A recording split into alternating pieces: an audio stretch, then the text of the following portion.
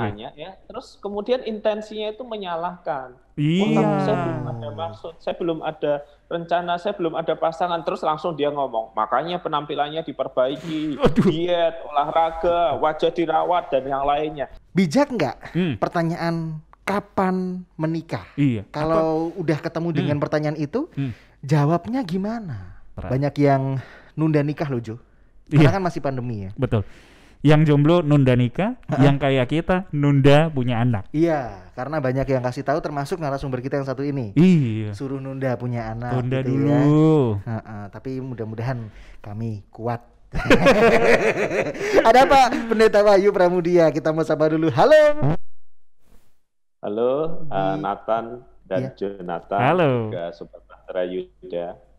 Terima kasih sudah Thank you, sambung di Pastor. Bahtera Yuda FM, Pastor WP. Gimana kabarnya, baik Pak? So far baik, sehat. Puji Tapi Tuhan. ya seperti teman-teman yang lain ya, kita mendengar berita kedukaan itu saben hari dan itu melelahkan. Ini yang bikin saya penasaran deh Pak WP. Ini kan gereja online ya Pak ya. Itu pekerjaan jadi hamba Tuhan, bahkan gembala itu makin repot atau karena online ya sedikit lebih Nyantai sih Tan? Atau gimana Pak? Ya, jadi aktivitas gereja memang berkurang. Jadi aktivitasnya berkurang, tetapi barangkali yang bertambah adalah tekanan pelayanannya ya. Karena kita harus menyaksikan, kita harus mendampingi, kita juga harus merasa tidak berdaya ketika ada anggota jemaat yang sakit, nggak dapat rumah sakit, susah dapat oksigen, susah dapat obat. Yang paling berat itu kan perasaan tidak dianya ya, Nathan dan Jonathan ya. Kita nggak bisa ngelakuin apa-apa atau usaha kita itu mentok gitu ya, sampai kemudian ada yang meninggal tanpa perawatan maksimal. Di situ kadang juga terbersit rasa bersalah kok kita nggak bisa melakukan apa-apa. Jadi aktivitasnya berkurang, tingkat stresnya bertambah. Biasanya kalau begitu pelariannya ya makanlah, pesen sate babi atau Itu kalau kedukaan. Kalau misalnya yang menikah, gimana Pak WP? Oh iya, jumlah pernikahan naik atau turun Pak? Saya juga pengen tanya nih. Nah, jumlah pernikahan sebenarnya masih wajar, Tan. Jadi uniknya begini ya, Nathan dan Jonathan ya. Ini kan masa pandemi, masa yang tidak bisa kumpul banyak gitu ya.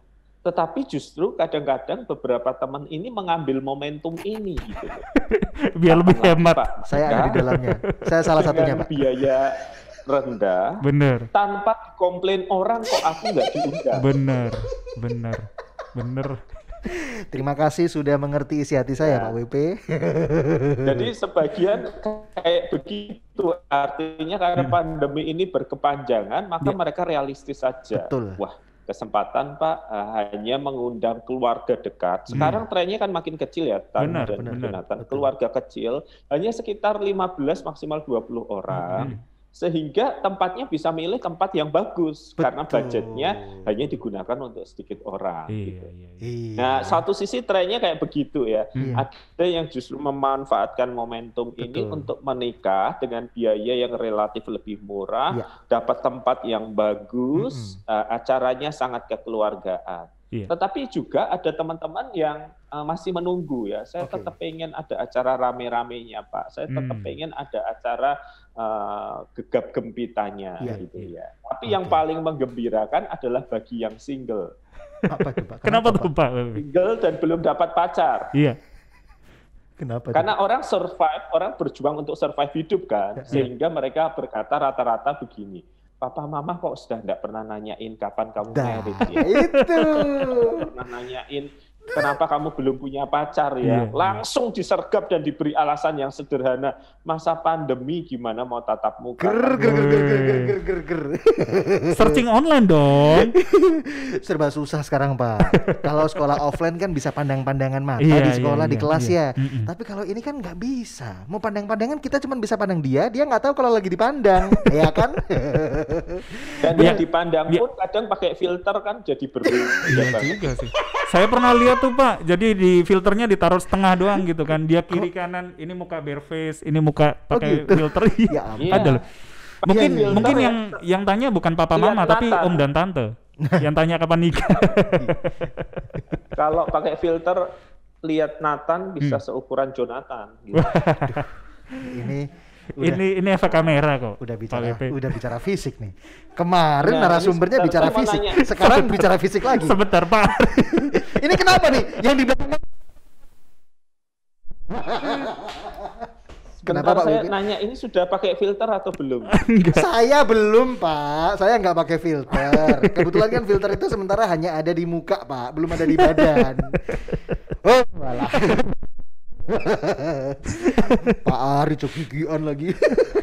Pak WP, kita masuk ke tadi yang sempat disinggung yaitu kapan menikah. Kapan nikah? Mungkin yang paling dekat tanya pasti papa mama. Pertama pasti. Saudara bisa juga. Bisa jadi. Keluarga lah pokoknya ya. Tapi yang paling bencek kalau dulu ya sebelum pandemi ngumpul keluarga ditanyain satu-satu.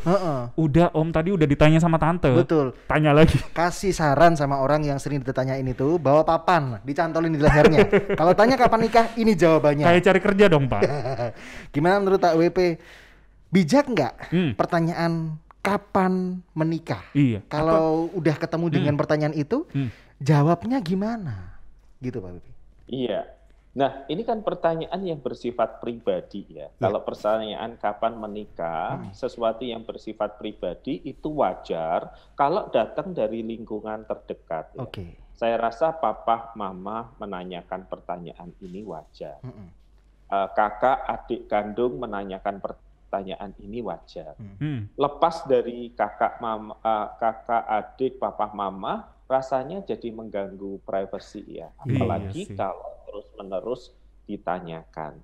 Dan hanya ditanyakan, tidak ada upaya. Beda misalnya kalau begini, ada yang nanya, kapan kamu menikah? Waduh belum tahu ya.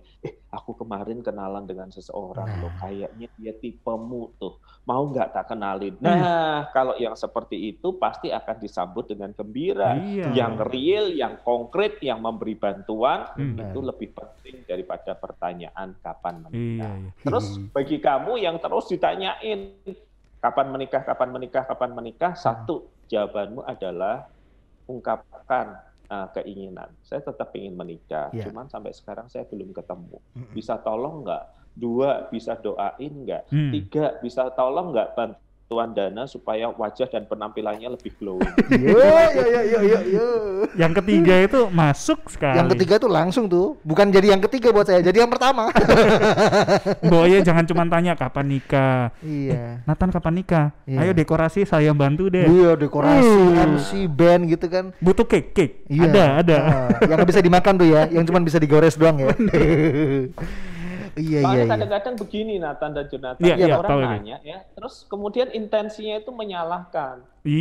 Saya belum ada maksud, saya belum ada rencana, saya belum ada pasangan, terus langsung dia ngomong, makanya penampilannya diperbaiki, diet, olahraga, wajah dirawat dan yang lainnya. Nah, sebelum ditembakin, kan kita percaya pertahanan terbaik adalah menyerang, maka kita ngomong ya tolong kenalin, tolong doakan. Tolong biayai supaya lebih glowing dan lebih menawan.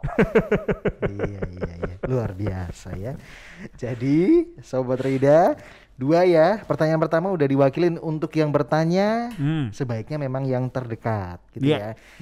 Kalau pun mau tanya, jangan untuk menyerang. Betul, motivasinya dibenerin gitu loh. Iya, mbok ya dikasih solusi gitu ya. Entah itu kasih dana lah, boleh lah. Kasih dana, kasih kenalan gitu kan. Buat yang harus menjawab, ya jawablah dengan bijak, didoakan, dicarikan, dan didanakan. Terima kasih. Didanai kalau didanai. Iya, didanai, maaf. Jadi secara garis besar deh Pak WP. Jadi pertanyaan kapan nikah itu pertanyaan yang perlu ditanyain gak sih sebenarnya? Nah itu penting. Gimana Pak? Saya sekarang berbicara mewakili orang tua ya. Perlu, tetapi jangan terlalu sering. Batasnya berapa? Ya setahun 2-3 kali masih wajar. Di awal tahun semua. Di 3 hari awal kapan nikah udah selesai, kuotanya udah habis loh ya Ma. Oke, Pak Wiwi lanjut. Kenapa 2-3 kali? Kan ada Natal, Paskah, tempat keluarga ketemu, dan ada 1 slot untuk yang iseng gitu loh. Jadi biarlah ditanyain waktu pertemuan keluarga, Natal, Paskah, dan 1 diantaranya masih wajar sih. Pertanyaan itu kan kadang juga bisa menunjukkan concern seseorang bagi orang lain. Baik. Tapi berarti, itu untuk yang circle terdekat. Berarti memang kalau yang circle terdekat itu ada sedikit kekhawatiran gitu ya cuy ya. Ini masih fokus cari pasangan nggak sih? Atau bahkan pikiran yang lebih ekstrim lainnya mungkin ada juga ya Pak WP ya. Ini masih suka kan? Tahu kita kan ya gitu kan masih cari kan, bukannya nggak cari kan? Gitu muncul seperti itu ya kalau dari orang tua sendiri ya Pak WP ya. Jadi orang tua ya biasanya satu pertanyaannya gini, anak saya kok nggak menikah kenapa ya Pak? Apakah dia tidak berminat terhadap pernikahan? Kedua, apakah dia terluka segitu dalamnya kami nggak tahu sehingga dia tidak mau berelasi? Yang ketiga, apakah dia sudah belok ya Pak ya? Belok ini gimana nih maksudnya nih Pak WP? Iya belok. Harusnya ke Gedung Doro tapi ke Tidar. Udah gitu aja deh. Ya, preferensi seksualnya sudah berbeda begitu ya. Gitu ya. Dimana dengan preferensi itu dia tidak bisa menikah di Indonesia misalnya kayak gitu. Wow. Kemudian yang kelima, tapi orang tua jarang menanyakan ini tapi ada. Atau barangkali anak saya nggak mau menikah karena mau melayani Tuhan sepenuh waktu ya Pak. Iya. Wow, ini buat orang tua banyak. Berbagai hal itu berkecamuk di pikiran orang tua gitu ya. Saya kan sudah mulai tua, jadi mulai merasakan ternyata jadi orang tua itu kekhawatirannya banyak ya. Kenapa anak saya nggak menikah? Nah, diharapkan anak bisa berkomunikasi dengan tenang, dengan wise, dengan bijak, tidak perlu sakit hati, menjelaskan sejujur-jujurnya posisinya di mana. Baik, seperti supaya itu. Mereka tenang, oh ternyata anakku nggak ada masalah. Supaya mereka kalem, oh ternyata hanya masalah pendekatan yang belum cocok. Atau jangan-jangan sebenarnya dia sudah punya seseorang, cuman dia takut untuk melangkah karena belum punya restoran, belum mantap secara finansial, belum ada kerjaan tetap. Nah yang kayak gitu kan harus dibantu supaya berani melangkah. Oke, ngomongin soal restoran, saya masih booking restoran saya masih belum pakai itu Pak. Dari yang pernikahan yang lalu kan nggak jadi tuh restorannya. Cancel. Iya. Wah, duit 5 juta lagi. saya jadi diingetin sama Pak WP restoran gitu kan ya. Kita masih bicara dengan Pak WP, bicara tentang pertanyaan kapan menikah. Itu tadi kalau circle ya Pak WP ya. Kalau di luar circle, pertemanan. Boleh nggak sih atau perlu nggak sih? Penting nggak sih Pak WP? Kapan nikah gitu ya? Kalau perlu bagaimana cara yang nggak menyakiti hati? Iya. Jadi bagi saya, circle pertemanan itu kan ada yang dekat, ada yang sedang, ada yang di luar. Jangan menanyakan sesuatu yang sifatnya pribadi kalau kita tidak cukup dekat dan tidak ingin membantu. Itu dia. Jadi pertanyaan itu tidak boleh hanya berasal dari kekepoan kita. Pertanyaan ini harus berawal dari kepedulian dan tindakan yang konkret. Misalnya kalau pas reuni ya, sahabat kita ketemu, kita ngomong, belum menikah ya, kapan menikah? Boleh nggak tak kenalin ke ini? Atau ikut liburan bersama saya yuk, nanti kalau liburan, soalnya teman si X, si Y yang masih single juga akan ikut gitu. Jadi jangan pernah bertanya hanya untuk kepentingan kita, tetapi bertanya untuk mewujudkan kepedulian dan keinginan untuk membantu. Nah, itu penting. Itu penting ya, poinnya. Jangan sekedar iseng ya. Iya, kadang-kadang bahan omongan habis nih. Atau bandulan. Jadi tanya nih, udah nikah rek Nathan? Pertanyaan selanjutnya yang kita pengen tanyakan, kapan nyusul? Kan biar enak gitu Pak. Topiknya kan biar cocok ya. Tapi ternyata itu juga hati-hati gitu ya. Kalau nggak deket-deket banget ya. Pertanyaan itu kalau ditanyakan di timing nggak tepat, di suasana yang nggak oke ya, bisa membuat jarak di antara kita semua. Bisa bahaya ya. Oke, kalau misalnya nih Pak, tadi permasalahannya kan entah itu belok, entah itu bukan prioritas. Tapi kalau yang satu tadi yang mungkin belum disebutkan sama Pak WP, memang si dia adalah orang yang pemilih. Jadi lama sekali nggak nikah-nikah karena memang pemilih gitu. Standarnya di atas nih. Nah kalau boleh saya tahu nih Pak WP, takaran memilih yang ideal itu seperti apa? Maksudnya gini, kalau yang harus dipilih ketat nih Tan, ini bidang atau sisi ini, sisi ini. Kalau yang nggak dipilih ketat, ya ini boleh lah, bebas lah. Yang harus dipilih dan itu harus ketat pemilihannya yang ini. Atau gimana takarannya Pak WP? Iya, memang untuk pernikahan kita harus memilih. Ya, baju aja kita pakai waktu untuk memilih. Betul.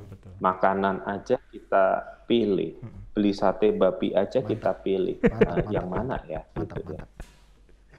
ya kan? Iya, glory. Pak. Itu untuk sesuatu yang bersifat kita makan sejenak 20 menit sesuai dengan waktunya. Iya. Kita pakai sebentar, nggak setengah hari kemudian kita ganti. Iya. Nah ini kita memilih suami atau istri, maka kita harus memilih. Tetapi listnya juga jangan terlalu banyak dong. Oke. Gitu. Satu, peringatannya itu listnya jangan terlalu banyak. Kedua, kenali posisi tawar kita gitu. Jadi buatlah list sambil mengenali posisi tawar.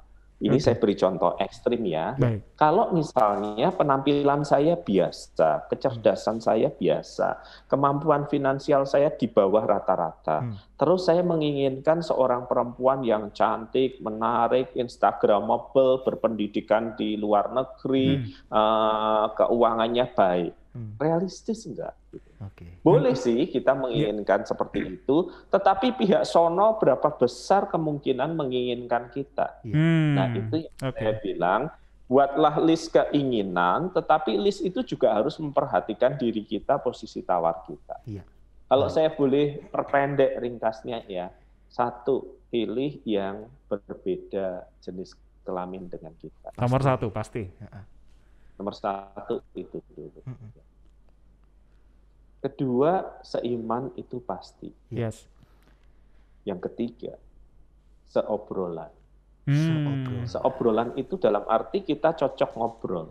Satu karena frekuensi. tidak selalu relasi itu diisi oleh romansa-romansa, datang kirimin bunga, datang kirimin boneka seukuran manusia gitu ya. Nanti aktivitas dalam pernikahan sesehari itu ngomong. Ngomong soal tukang listrik, tukang sayur, tukang ledeng. Ngomongin tetangga, Pastor.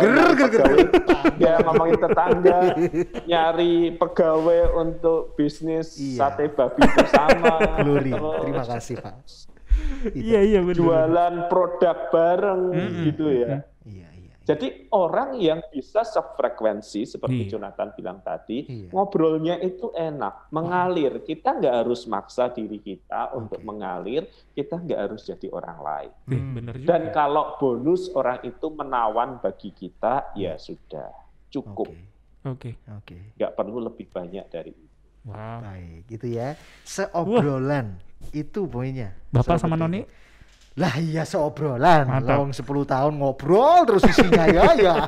Sama, itu ya ternyata paling pentingnya itu ya. Iya, jadi seobrolan bukan berarti nggak ada gegerannya ya. Kalau pas megang prinsip masing-masing, waduh itu bisa cukup panas gitu ya. Nggak bisa kok, sate babi harus 10 menit nih masaknya. Nggak bisa, harus dibolak-balik gitu ya. Tingkat kematangan itu diperlukan. Jadi sate babi terus nih. Tadi 10 tahun itu ngapain sih? Nah, kan nunggu umur Pak. Tidak ada yang menawarkan dana. Itu jawabannya, Pak. Saya pikir 10 tahun itu dari awal sudah nyicil rumah, terus kemudian 10 tahun udah KPR selesai terus menikah. Kepinginnya Pak, kan itu di sebagian orang dan di dunia dongeng belaka ya. Kalau saya sih ya awal-awal kan masih SMA jadi masih happy, masih kirim-kirimin bunga gereja bareng gitu doang. Masih masa sekolah gitu kan. Jadi sekarang udah mau, wah iya ya nih ya nikah dulu gitu, baru jalan ya. 10 tahun kayak nyicil rumah, terima kasih. Perkataan itu saya dengar lagi, padahal saya udah married loh ya. Tetep aja diomongin kayak gitu tuh ya. Soalnya kalau 5 tahun kan itu sepeda motor. Betul. Iya, betul. Tenangkan hati. Gak apa-apa. Hari ini kita bicara bersama Pak WP, bicara tentang pertanyaan kapan menikah. Hati-hati ya, Sobat Rida, pertanyaan ini simpel sekali, bahkan mudah kita tanyakan, tapi nggak mudah diterima loh. Tapi mungkin kesimpulan deh Pak WP. Boleh. Untuk Sobat Rida, silakan Pak. Satu, kesimpulannya jangan hanya kepo ketika bertanya kapan menikah. Itu bisa dicekkan di Facebook, di Instagram yang bersangkutan. 2, bertanyalah kalau ingin membantu, dukungan doa, dukungan dana agar lebih glowing, ngenalin orang gitu. Dan yang ketiga, kalau reaksi teman bicara Anda tidak menyenangkan, jangan dikejar lebih lanjut. Iya, baik. Ringkasnya, jangan menanyakan itu hanya untuk basa-basi, apalagi kepo kepentingan kita. Tanyalah kalau ingin membantu, tanyalah kalau ingin mendanai. supaya dia lebih banyak bergaul atau penampilannya lebih baik. Baik. Seperti itu. Sepertinya Pak WP mengutarakan isi hati para single-single yang sering ditanyai. Betul. Ya? Mohon dibantu, mohon didoakan, dan mohon didanai. Mohon dicariin juga. Ya. Narasumber kami Pak Wahyu Pramudia ada di Instagram dan cukup aktif. Di mana Instagramnya Pak? Sebentar, Bapak silakan cari Pak. Saya ada list pertanyaan soalnya. Kalau nggak salah di relasi setiap hari itu ada. Betul. Di Wahyu Pramudia juga ada. Benar. Silakan di follow ya. Biar jadi berapa Ju? Kalau Pak WP biar jadi 11K aja deh. Duh, gede banget Pak. Saya aja masih 2000 belum sampai ya. Terkenal juga Pak WP ternyata ya. You are listening to pujian terbaik yang memberkati 96.4 Bahtera Yuda FM. The sound of faith, hope, and love.